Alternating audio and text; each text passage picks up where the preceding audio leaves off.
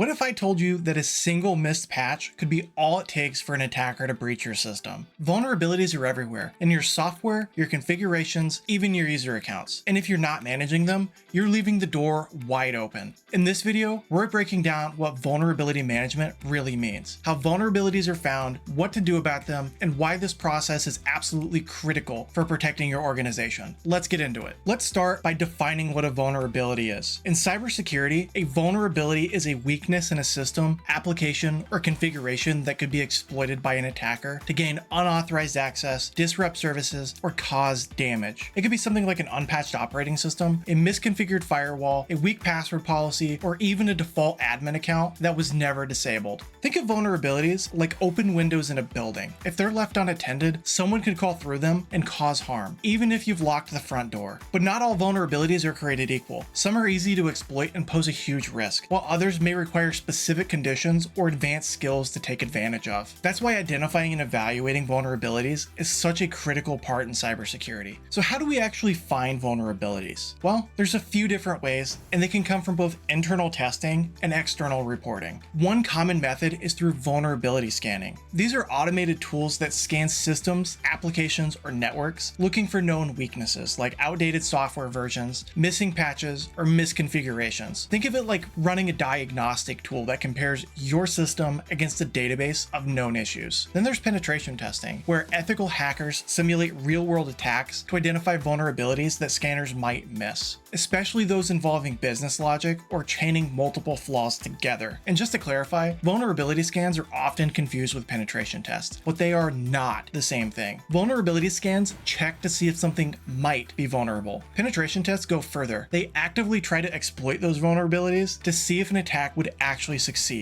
Bug bounty programs are another way. These invite independent security researchers to report vulnerabilities in exchange for a reward. Many companies, even giants like Google and Microsoft, use these to uncover issues they might not catch internally. Sometimes vulnerabilities are discovered through security audits, code reviews, or even by attackers themselves, which is why proactive discovery is so important. The sooner we find these weaknesses, the sooner we can fix them, ideally before someone malicious does. Once we've identified a vulnerability, the next step is remediation. In other words, fixing the issue or reducing the risk it poses. The most straightforward approach is to apply a patch. This is when a vendor releases an update that fixes the vulnerability in their software or system. Regular patching is one of the most important and often overlooked parts of cybersecurity hygiene. But patching isn't always possible. Maybe the patch hasn't been released yet, or maybe applying the patch would break a critical business application. In these cases, we turn to mitigation, putting controls in place to reduce the risk. That might mean disabling a vulnerable feature, making changes to firewall rules, or segmenting the affected system from the rest of the network. And sometimes, the best course of action is acceptance, acknowledging the risk but choosing not to act, usually because the impact is low and the cost of fixing it is too high. Now, it's important to note that this should always be a conscious, documented decision made by someone with the authority to accept the risk. The entire process from discovery to remediation or mitigation is often tracked using something called a vulnerability management program.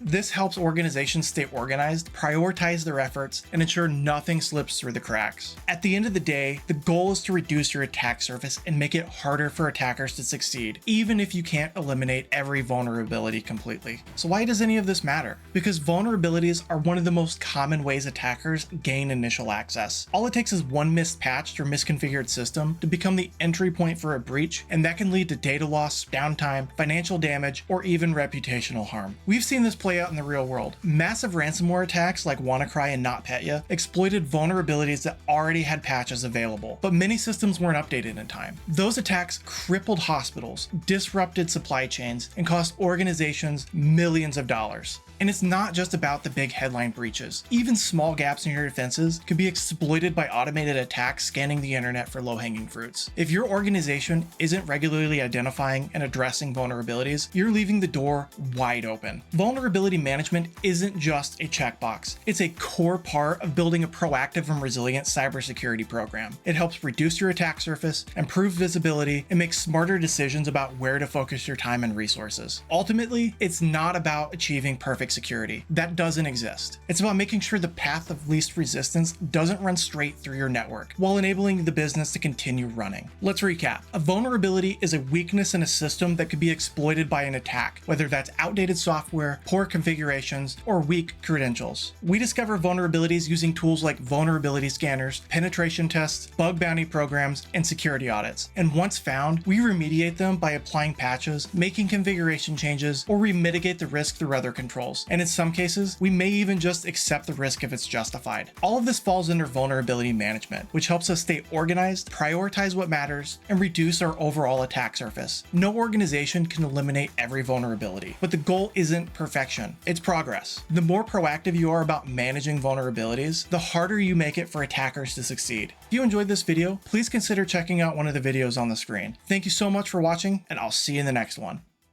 Take care.